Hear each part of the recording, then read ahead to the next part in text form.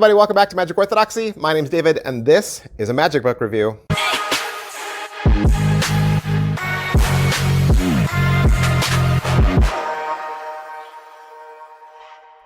Hey, today we're going to look at Best of All Worlds.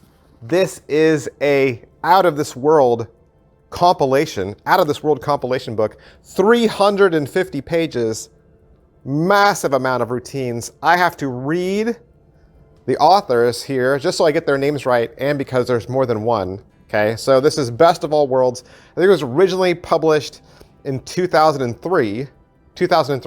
I know there was a lot of hype for it in 2010. It has since gone out of print, re-released by the Magic Apple in 2019. I want to thank the Magic Apple for sending me this so that I could do the review for you. Best of All Worlds, written and compiled by Brent Arthur James Garris. That's all one name. Brent Arthur James Garris, with Bob Postlink and Duppy Demetrius as additional contributors, and illustrations by Steve Mitchell. Those are all the people behind this massive, look at this massive book. Let's talk about it. Best of All Worlds. This is a plot. It's a classic plot in Magic. Paul Curry is the original inventor of this. I learned a version of Out of This World a long time ago when I was a wee pup. My version was a little different. And maybe if you know this version, you can tell me, because I don't even know who made it up, or I don't know the title of it. But in the version I learned, you give the deck to your spectator. They can mix it up. They can shuffle it, right? They mix it, they shuffle it. You hand them the deck. And then they deal off 2 cards at a time. If the cards are both red, they go in one pile. If the cards are both black, they go in another pile. And if they're red and black, they kind of go in a discard pile that we don't even use. They deal through the entire deck, okay? And then you count up the red cards and count up the black cards. And let's just say there's 2 extra red than there were black. Let's just say red was more than black by 2. On the table, there's a prediction the entire time. You open that paper prediction and it says the red will have 2 more than black. That was the Out of This World I learned, and it was super easy to do. Self-working, right? And the spectator can shuffle the cards. It's awesome. Do you know that one? Is it in this book? I couldn't find it. It's hard to look for a trick when you don't know who made it up or what it's called. But in typical Out of This World fashion, what is normal is you hold the cards up to the spectator and they can't see them. And then they tell you whether they think it's red or black, and you put it in the corresponding pile, or you just hand the deck to the spectator. And they deal themselves a pile of red and a pile of black without looking, right? Without looking. And then when you flip the cards over, of course, they're right. That is the Out of This World plot. In this book, it is a massive collection. Like I said, it's over 350 pages, including over 30 routines. Some old, some new, some never before seen. And you can say, well, how much of it is reprint? How much of it has been in reprint? I'd say maybe 75%. 75% of the book has been in print before, but you'd have to own all those sources in order to have them, right? It's better just to have this book, because then when you're looking for an out-of-this-world trick, you can just go to the book and bammo, there it is.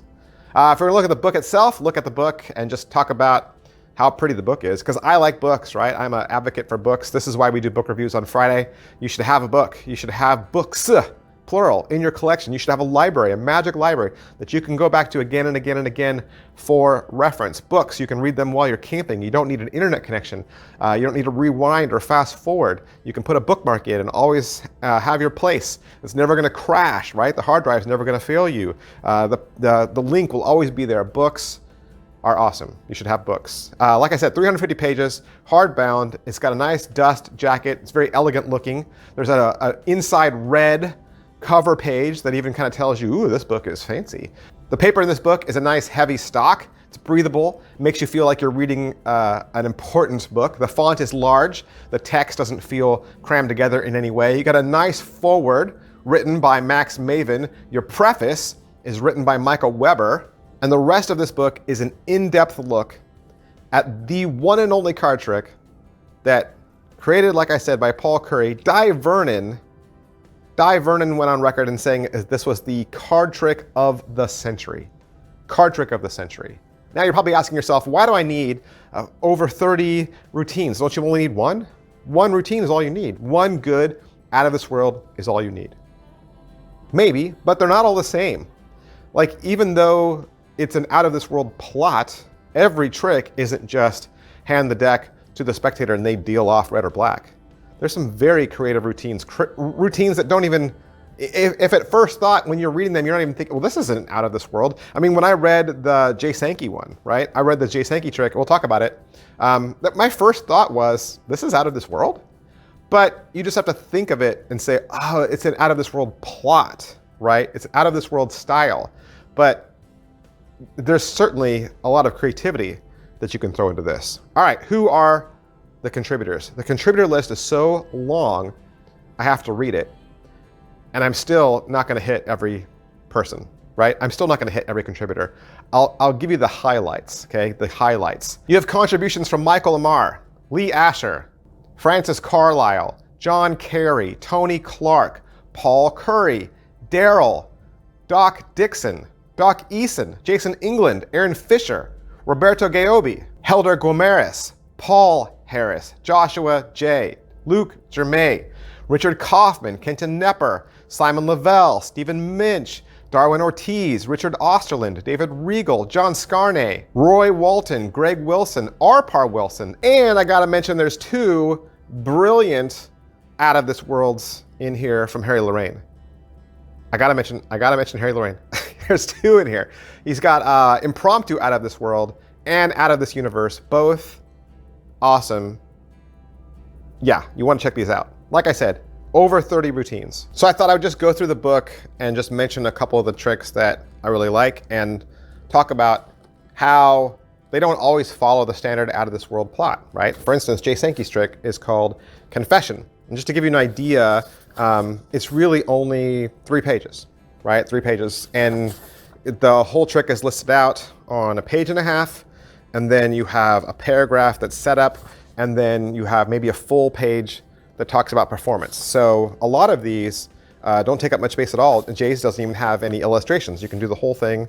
You don't need any pictures. In Jay's performance, your deck has black X's on some of the cards. So the spectator is not paying attention to red or black. You're having them divided up by whether they think there's an X on it or not.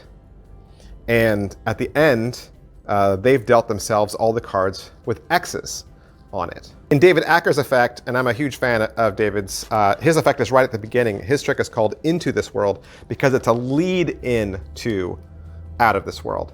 And in his effect, he has the deck and it could be shuffled, cut, mixed up, and then kind of like a magician finds the aces trick, as you count cards, you hit a random card and you say it's black and you show it and it's black.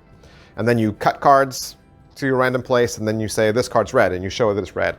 So you're doing this kind of like shuffle routine, cut routine, and every single time you hit this random card, you're able to just say, I know it's red, I know it's black, because you're the magician.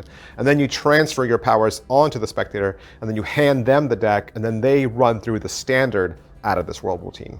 Another person I'm a huge fan of is Aldo Colombini, and he has an effect in here called It's a Small World.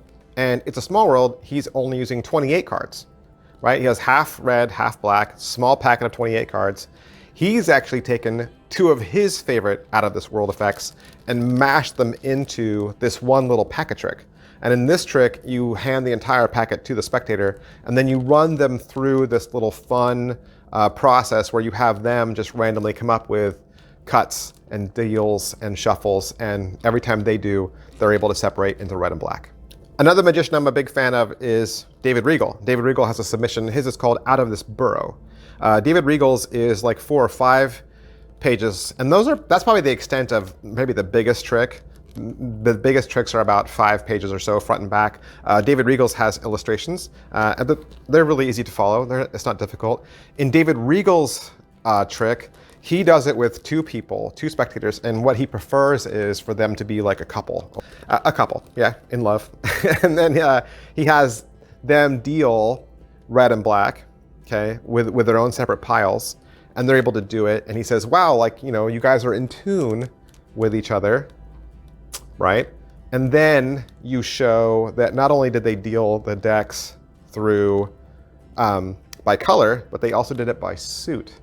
So red separated hearts and diamonds, and black separated clubs and spades. And then you can say, you really are well suited for each other. David Regal. I'm also a big fan of Gregory Wilson, right? I love Greg Wilson. His effect is called Taking the World by Storm. Now, the interesting thing about Greg Wilson's effect is you can do this with a brand new deck and no preparation, and that's how he prefers to do it. You hand a brand new deck to a spectator, they unwrap it, they pop the seal on it, they hand the deck back to you, you throw out the ad cards, and you cut the deck and then weave shuffle it. And then through a series of ribbon spreads on the table where you push the piles together, you then go through a couple of those stages, and the spectator makes all the decisions, okay? And you keep repeating that to them. You made that choice, you made that choice, you made that choice. And by the end of it all, of course, they've separated red and black. Let me show you a couple of other things. This is what the book looks like without the cover. I don't always like dust jackets, but I like this, like all black with red letters. It's cool, right? Something else in the back, it does say it's 10th anniversary edition, by the way, on the cover. In the back of the notes, there's some interviews, okay? So you're gonna get interviews. And this is kind of cool because, you know, like learn what these people think about the effect. It's kind of like receiving director's commentary, okay? You have interviews from Aaron Fisher and Daryl and David Regal, Doc Dixon, Doc Eason, Jason England, John Carney, Joshua J., Kenton Knepper, Lee Asher, Luke Germay, Paul Green, Richard Osterland, Roberto Gaobi, and you have afterthoughts and essays.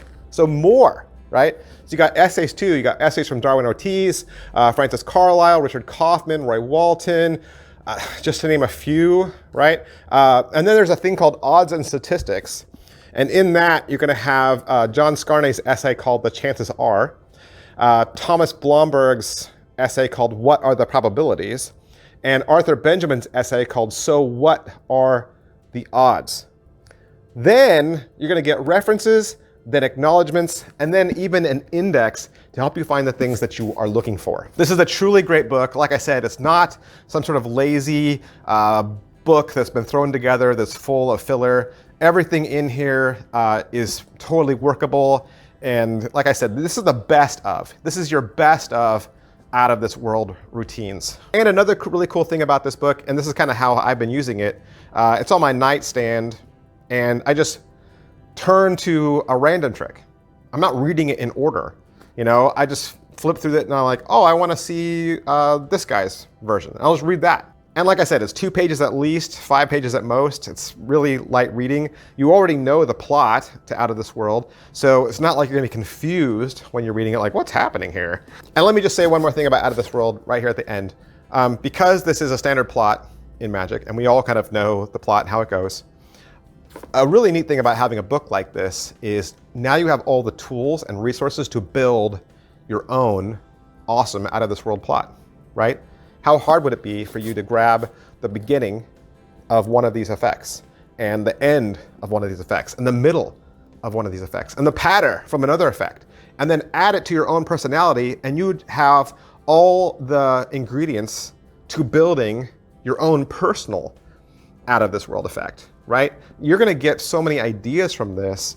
I doubt you'll do any one of these tricks verbatim, right? You'll borrow from one, borrow from another, and then you'll make this kind of hybrid Out of This World effect that you love. Like I said, I've been doing Out of This World since I was a wee little magician, and you probably have too. I don't need an excuse to have another book on my bookshelf. I love books. And again, thank you to Magic Apple for allowing me to have this book so that I could do the review for you. If you would like to purchase it for yourself, I'll stick a link below for you in the description. Thanks, guys. I'll see you next time. Bye.